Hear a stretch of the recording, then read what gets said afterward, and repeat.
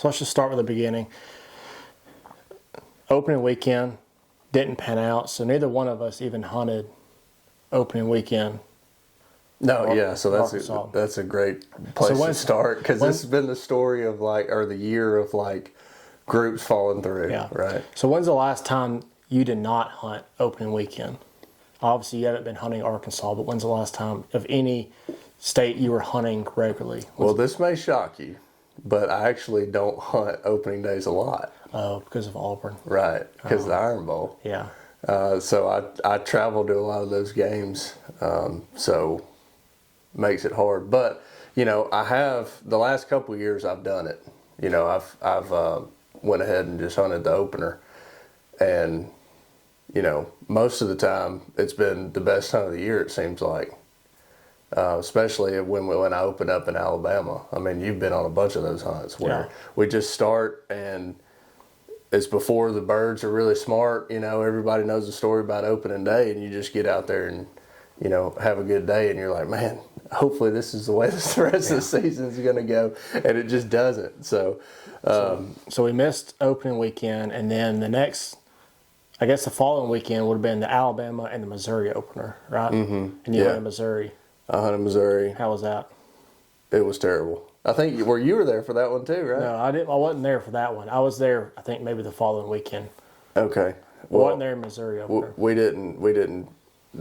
So this year in Missouri, the opener of Missouri was one of the worst in terms of just even seeing birds. We didn't even see much to call that. No ducks to speak of whatsoever. There's always a certain amount of residual geese that hadn't even migrated yet, but they weren't even responding to calls or anything. I mean, it was awful. Yeah. It was terrible. So, and then I think the following weekend was the weekend that you were talking about. That's when I went out there with you guys. Yeah. When it was just as bad, but we happened to kill 2 snow geese, I think. One each day. We're there 2 days, so we got one each day. There you go. Yeah, I know the second day was the day we got that slow bow clip of the goose coming in. Yeah, but that was the second hunt, first afternoon. Okay. We hunted Saturday morning, we killed one, we went to lunch, came back, and that was right as soon as we sat back down. So did we kill one Sunday? No. Oh. No, we didn't. No. That's the way the lease is gone, though. Yeah. I mean, you pay all this money, and the pit's full of water. We don't have a field after it was graded that holds water efficiently, I guess, for lack of a better word, because if you pull the boards, it's too low, it's gone. But if you don't pull the boards, the way it's level now, it fills up too much around the pit, and it fills the pit in. And plus, over this summer, our pit, the back of it, caved in and pinched just a little bit. And so, you compromised all your it's got a little bit of a fence around it, kind of, but it caved in. And so now, even just water at normal pool was going in. Yeah. And that's why we couldn't even pump it out fast enough. So at what point did y'all lose the pit? It was the weekend after you were there. So after the opener. So y'all got 2 weekends in the pit, and then that was scratched. Was it. Yeah. So then we got a heavy rain that following week, and that was it. After that, we could not pump it out fast enough. So at what point you started hunting timber? You got in some guys that you work with. Well, let's go back to opener, because I think that the opener happened because we weren't necessarily self-sufficient. We were relying on other people because we had never done it before. I don't know how you felt about it, but when that happened to us, when our group kind of disbanded and then we were left with nowhere to hunt on opening day, that made me want to learn how to do it by myself even more. Yeah. And that's what drove a lot of this season, and a lot of what we learned and what we did this year was going out and figuring out how to do it, But also, yes, we did link up with another group going about halfway through December that helped us out. They were kind enough to let us come hunt with them in the timber and kind of show you the ropes a little bit, let you learn the boat lanes, kind of get familiar, because the whole thing is a process, right? And if you've never been, it's not a good thing just to go and hope for the best. You have to kind of know your way around stuff, because it is pandemonium. right? Yeah. I mean, people are lined up at the boat ramp. You can do this, you can't do this. If the game warden's looking to, just some of the weirdest stuff that you can and can't do, just like the nuances of the whole thing. Not actually like how to hunt. We'll get into that later, but just the physical, like actually pulling it off, running your boat, getting a hole, and setting up the decoys all before shooting light was all the stuff that I was in the dark of. Yeah. It's so different than going and hunting up the river in Alabama or, the lease in Missouri. It's just completely different. Well, you and I only hunted together a couple of weekends. We went Missouri, only one weekend in Arkansas, and then we're about to leave here in the next hour or so. Go to the last weekend. Yeah. So we've only hunted 3 weekends, 2 weekends in flooded timber together. Yeah. So how, you were learning all that while learning people you've never hunted with. Yeah, and that's always not fun. I mean, it's awkward, right?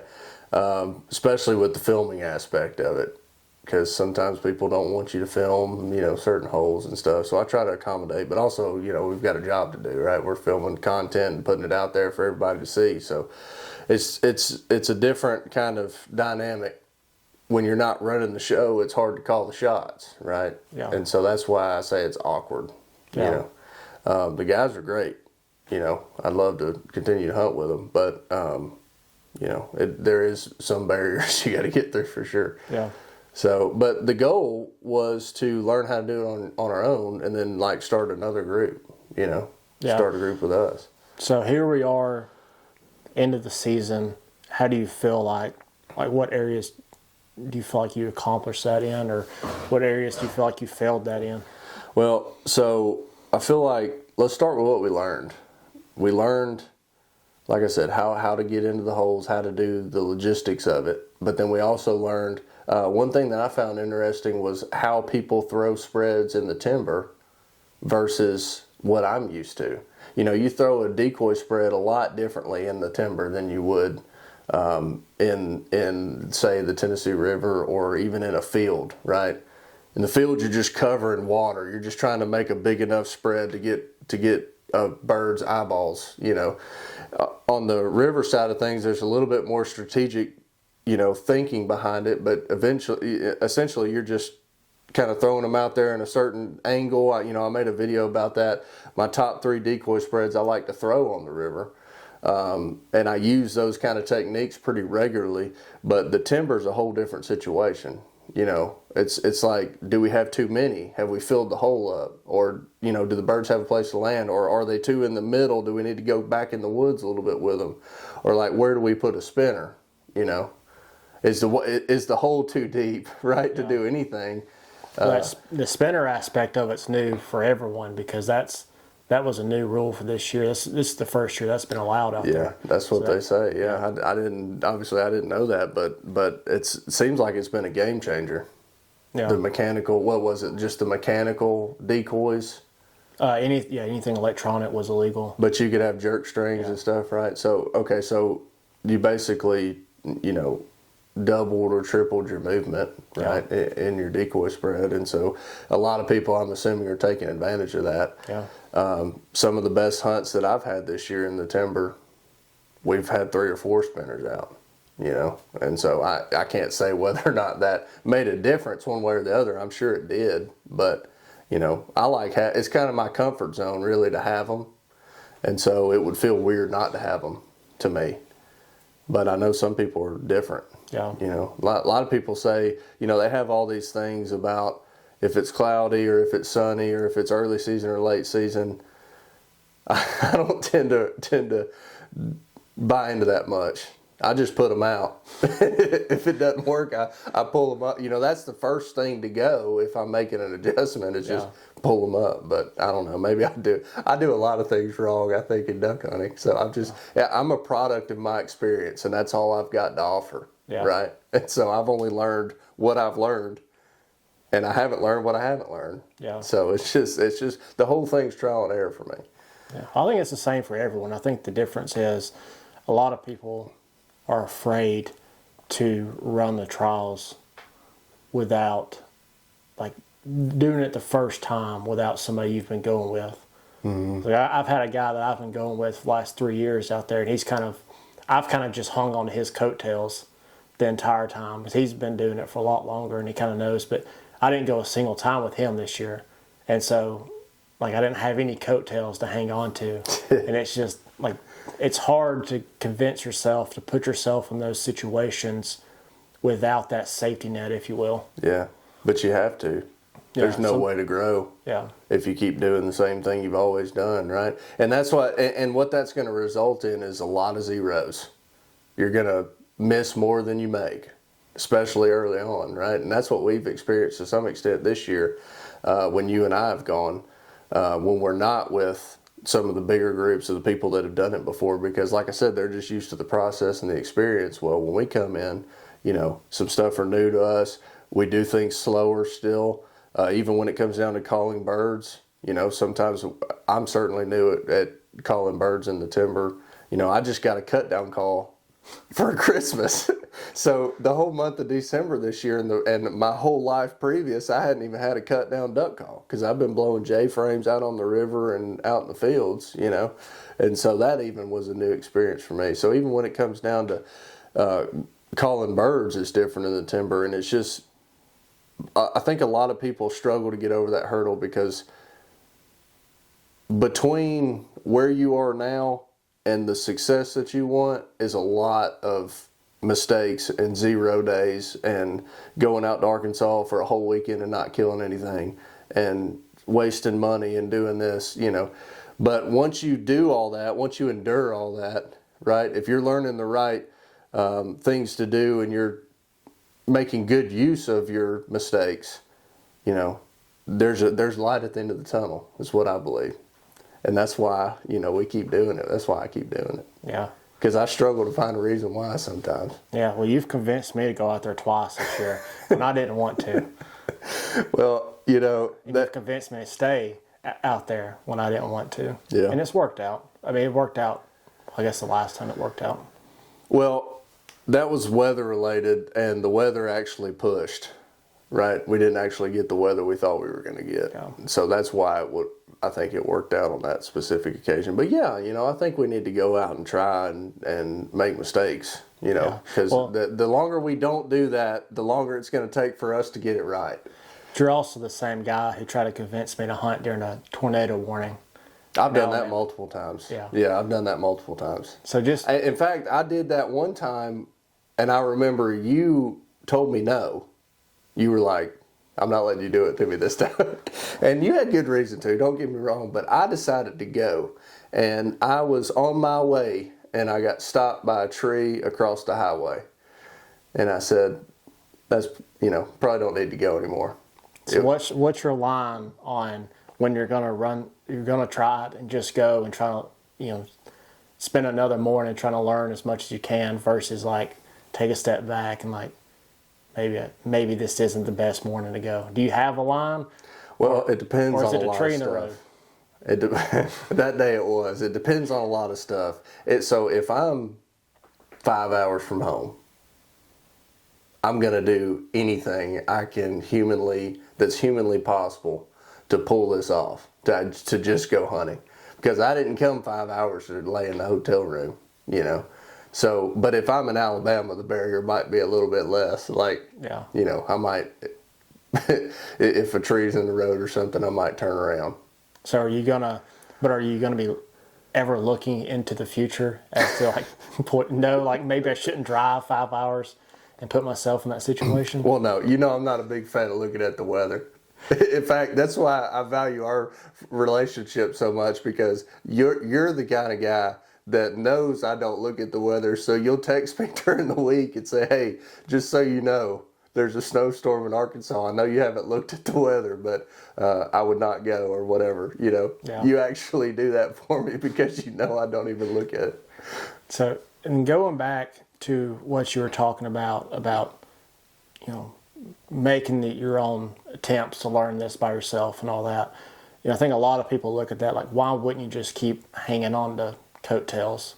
And that, I think the reason you don't is what happened to us opening weekend, and what's happened to you again since then. Mm-hmm. Is when you're hanging on to somebody's coattails, you're just, I mean, you're flying by the, the luck of an invite pretty much. Mm-hmm. And then the second that group splits up or something, or your single connection to that group, as soon as that, they can't go, they get sick or something happens for whatever reason, and then you're kind of hung out to dry. Yeah, and that's why I hate it.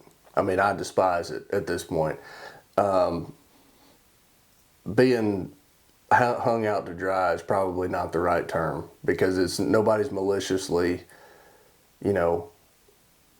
giving us false information and then not letting us go. No, but you're standing there with your hands in your pocket, not really having a plan B. Right, because when you're that far from home, you only have what you brought. And so if something goes wrong, you don't necessarily have a pivot, which is something I've learned in the last couple of weeks, especially, is to always have a pivot. Yeah. Because you may get, unless you're running the show or somebody you trust is inviting you to go, then the chances, I mean, at this point, it's like 50-50. I don't even know if we're going to go. I'm sitting in the hotel room the night before, and I don't even know if we're going to go. I mean, is my group going to stay up too late and sleep in on accident? Or because if that happens, yeah, I'm here with my boat, but where were we even going to go? I don't know. I'm just following these guys, right? And so that's like awkward and uncomfortable to me.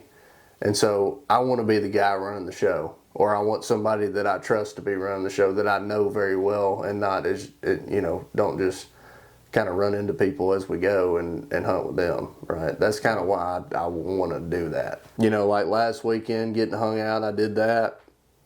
Actually, so I sat at a boat ramp in Arkansas until the last second that I had to leave in enough time to get to my pit in Missouri and lay out, which is what we've been doing because the pit's been flooded. We've been laying out on the levee.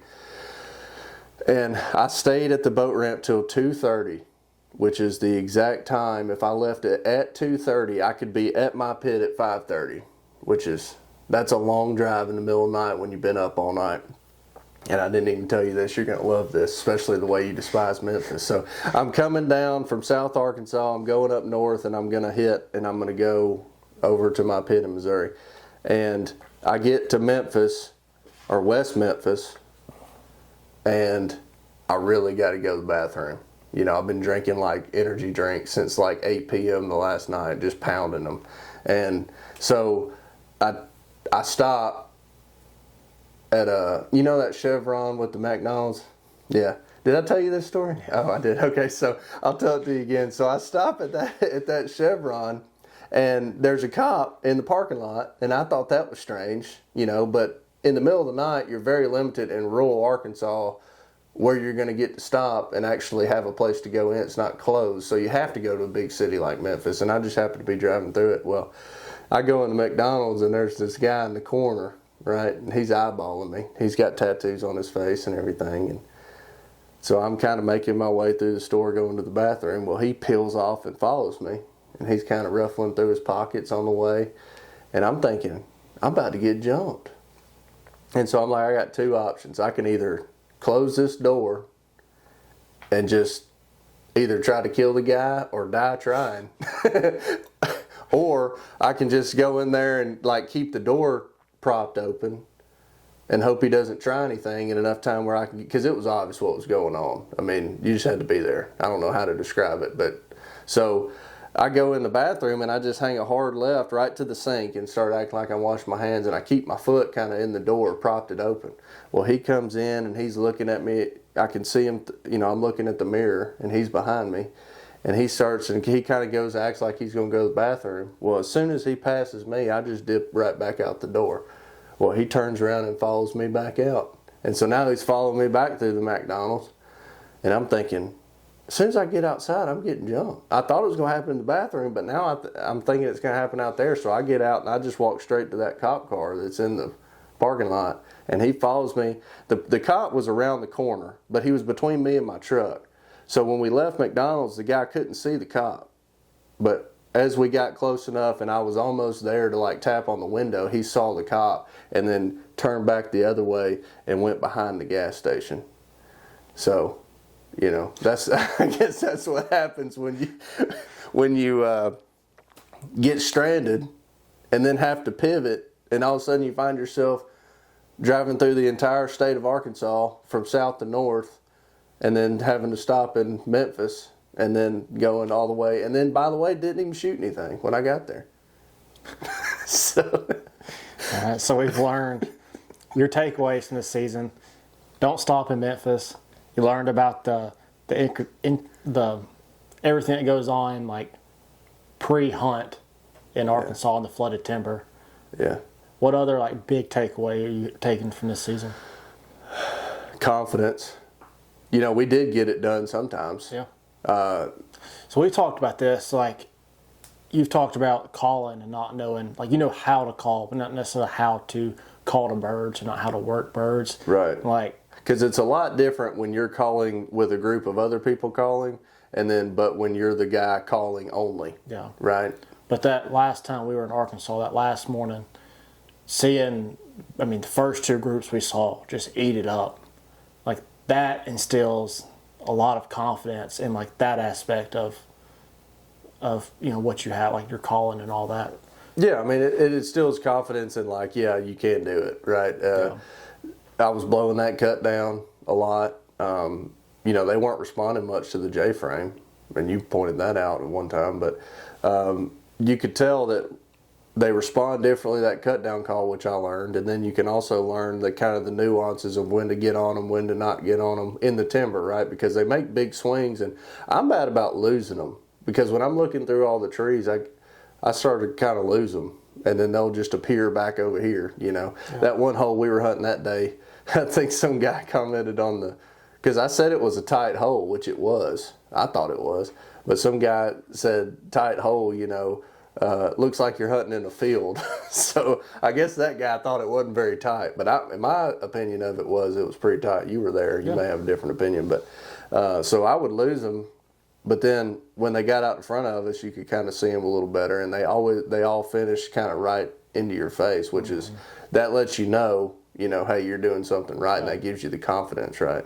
Yeah. And so when you do that multiple times and you're able to stack experiences like that, that's when you start to gain like confidence. Okay, that worked. So let's do more of that. Yeah. And that's what we're going to try to do this weekend. Yeah. And I guess another big takeaway that you've expressed to me a lot, and it's another reason why you started wanting to hunt the timber, is just to give yourself options. You like having the lease. You like having a guaranteed place to go. Mm-hmm. But you don't like having only that lease. You like being able to have all the options and, just basically give yourself as many good chances as you can. Yeah. So, and that doesn't really necessarily have to be pigeonholed into the lease, right? Even if I didn't have a lease, if the viewers at home don't have a lease or don't even care to have a lease, I wanted to get out of my comfort zone of hunting Alabama too.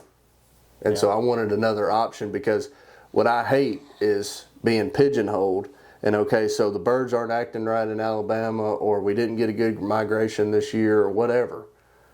Instead of just throwing our hands up and saying, well, the season's over with, because something didn't happen right. I want to be able to go hunt different regions and learn how to hunt different climates and all that. And so that's why I hate, that's why I wanted the experience of doing the timber, because I'd never done that before. I'd done the fields in Missouri and Arkansas, but I've never been in the timber. And so that gives me another option. Meanwhile, I can hunt back in Alabama, because I've done that my whole life. I know how to do that. And so now I have 3 different kind of climates and also habitats to hunt that I may hunt in different situations. Like if, say, Arkansas and Missouri is locked up because it's been negative temperatures for a week and a half, I may stay in Alabama and hunt the river that doesn't freeze, and all the birds start congregating into the river systems when the fields and stuff freeze. So, I like having those options. Yeah. So as we wrap this up, like how would you just summarize this season as a whole? A struggle. Yeah. So I'm tired. I don't know how folks at home feel when they're going through their duck season. I know how you feel about it.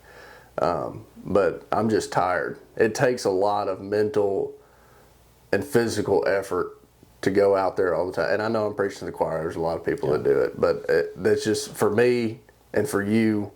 You know, it's mentally taxing, and to be gone every weekend for 2 months straight, it still takes a toll. Yeah. That's one bad thing about having to travel is, you know, you're gone, and you can't do anything.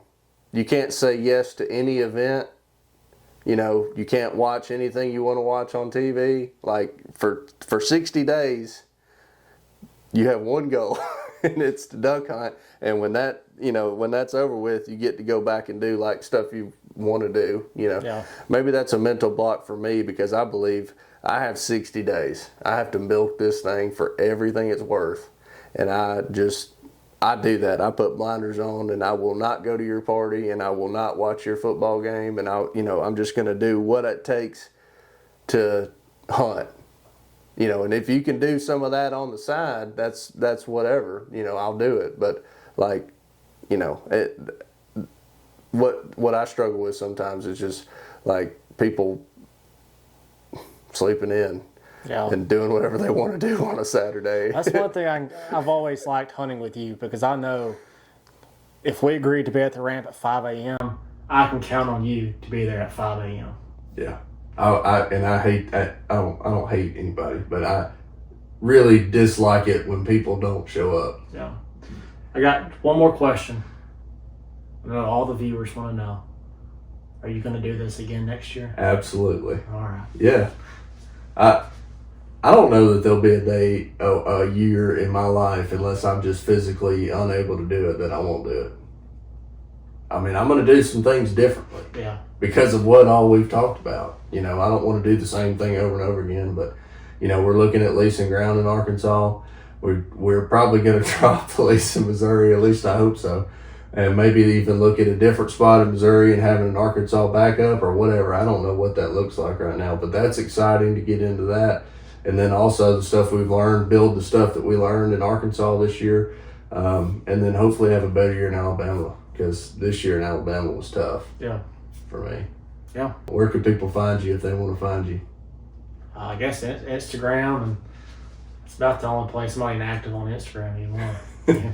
Well, artandfilmco.com. Yeah. Guys, I appreciate you. This is kind of a different little podcast deal. I don't know if we're going to do this regularly or not, but it's definitely fun to kind of get in here and do it. Yeah. Anyway, so. Yeah. Guys, I hope you enjoyed the video. Go ahead and like and subscribe to the channel, and I'll see you on the next one.